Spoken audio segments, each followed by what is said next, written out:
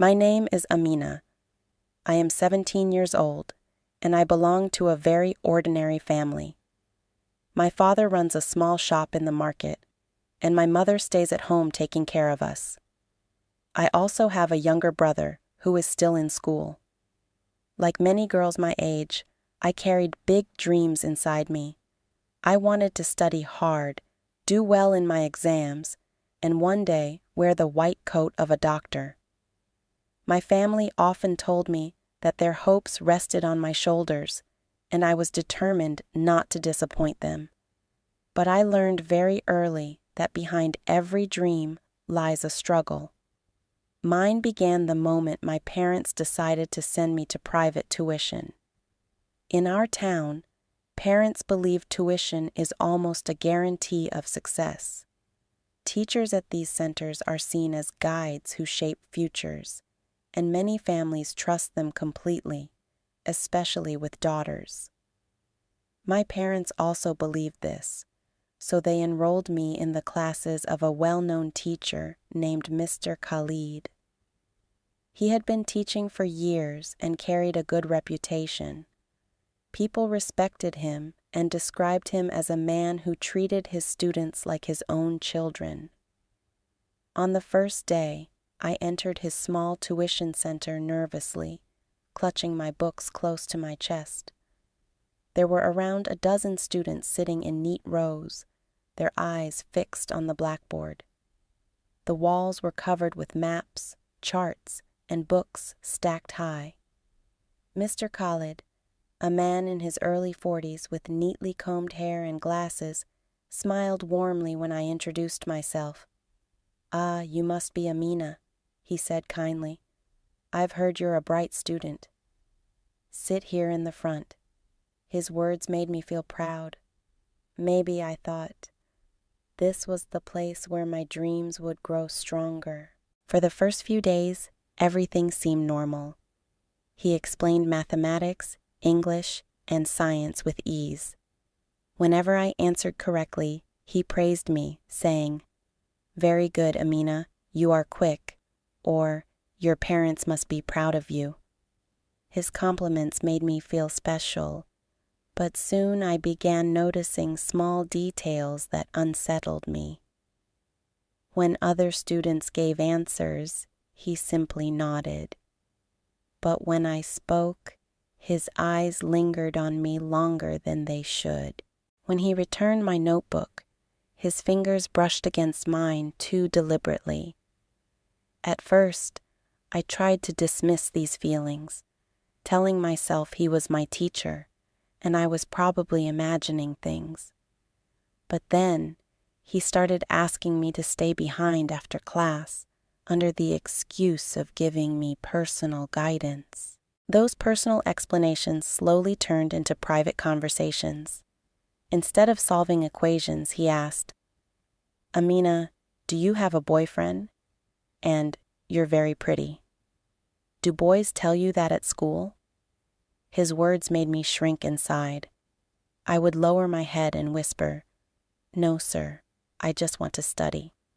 But he would chuckle and say, "You are shy now, but beauty like yours should not be wasted only on books."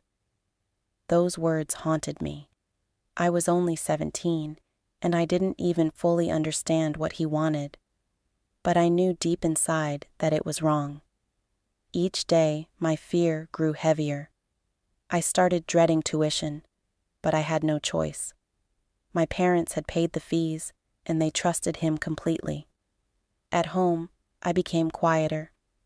My mother noticed and gently asked, "Amina, is everything all right at tuition? Does sir teach you well?" My lips wanted to confess, but fear silenced me. I just nodded and said, "Yes, Mama, everything is fine." But it was not fine. It was getting worse. One evening, after everyone else had left, he told me to stay back. His voice was stern, leaving me no choice. My heart pounded as I sat frozen.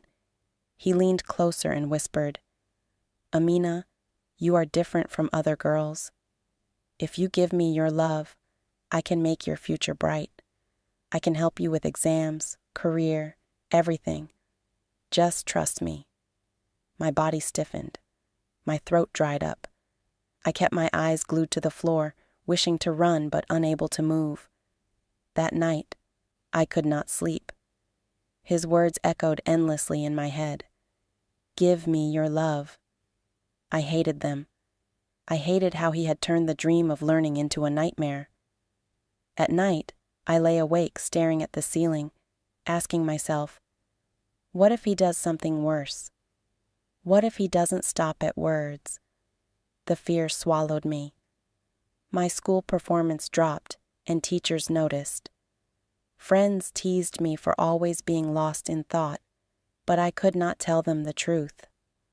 I was locked in silence, carrying a weight too heavy for my age. One evening, when the class ended, Mr. Khalid told everyone else to leave but asked me to stay. My heart sank. I wanted to walk out with the others, but his tone was sharp. Sit down, Amina. I need to discuss your future, he said. I froze, too afraid to argue. He moved closer, lowering his voice. You are special. I can help you in ways nobody else can. Better marks, better opportunities, but only if you give me something in return. I want you. Do you understand? My heart raced like a drum.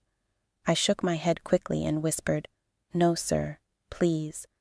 I only came here to study. He laughed softly, saying, You are scared now, but one day you will realize you need me. That night, I cried silently under my blanket. His words felt like chains around me. I prayed for courage, asking God to show me a way. My father's voice echoed in my memory. If something wrong ever happens, never stay silent. Silence gives power to evil. Those words gave me strength. I knew I had to speak, even if it terrified me. The next evening after dinner, I gathered my courage. My hands trembled as I said, Papa, Mama, I need to tell you something. They looked at me with concern. My mother leaned forward gently. What is it, Amina? Tears rolled down my cheeks as I told them everything, from the strange touches to the whispers, from the private questions to the words, Give me your love. Silence filled the room. My father's face turned red with anger. He slammed his hand on the table and shouted, How dare he? He calls himself a teacher, but he is nothing but a predator. My mother pulled me into her arms, holding me tightly as I cried. Why didn't you tell us earlier, Amina? We are your parents. We will always believe you. For the first time in weeks, I felt safe. Papa stood up with fire in his eyes. This will not end here. Tomorrow, we will go to the police. He must pay for this. That night, I felt lighter, but fear still clung to me. What if people blamed me? What if they said it was my fault? Those thoughts haunted me until sleep finally came. The next morning, my parents took me to the police station. My hands shook as we entered. An officer noticed my fear and said kindly, Don't worry, just speak the truth. We are here for you. I narrated everything again. The officer listened carefully and wrote down every detail.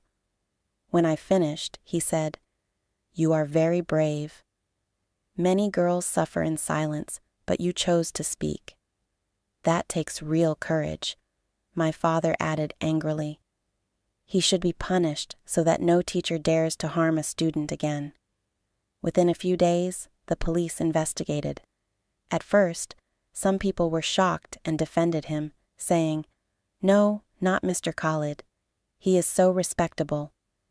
But slowly, whispers spread. Other girls admitted privately that he had made them uncomfortable too, though none had dared to complain before.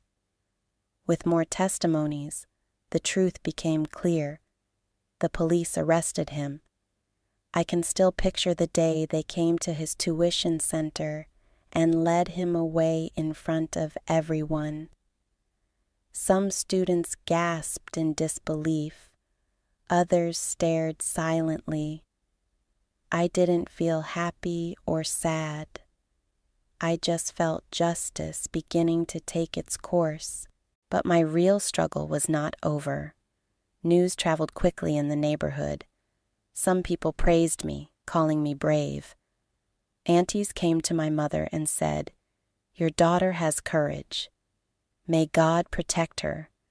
But others whispered cruelly, "Why did she go to tuition alone?" Maybe she encouraged him. Their words cut deeper than any wound. I wanted to scream, "I am the victim, not the guilty one." But my parents reminded me, "Amina, truth always faces resistance. Don't let people's gossip weaken you." My school principal called me into her office. She spoke gently. "Amina, I know about what happened.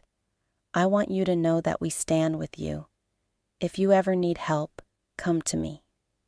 For the first time, I felt society was not completely cruel. Some people still cared. Some still believed in justice. When I heard those words, my eyes filled with tears. Justice had been served. He was sentenced to prison. Yet inside, the scars remained. At night, I still woke from nightmares. His words, his stares haunted me. But slowly, with my family's love, I began to heal. I focused on my studies again, though every page reminded me of those dark days. My father encouraged me, saying, "Don't let him steal your dreams too. Rise stronger," and I did. I began to see education not just as a path to success, but as my weapon, my shield. I studied not only for grades, but to prove to myself that I was more than what he tried to take from me. Now, when I look at the stars at night, I don't feel broken anymore. I feel whole. That man tried to crush me, but he failed. Because dignity doesn't belong to abusers, it belongs to survivors. And this is my message to every student, every parent, every teacher. Listen when children speak. Respect the trust of education, and never stay silent in the face of wrong. Silence protects predators, but truth protects the victim. Always choose truth. Your story, no matter how painful, can become the reason someone else finds courage to speak. Do not let fear silence you, because courage has the power to change lives.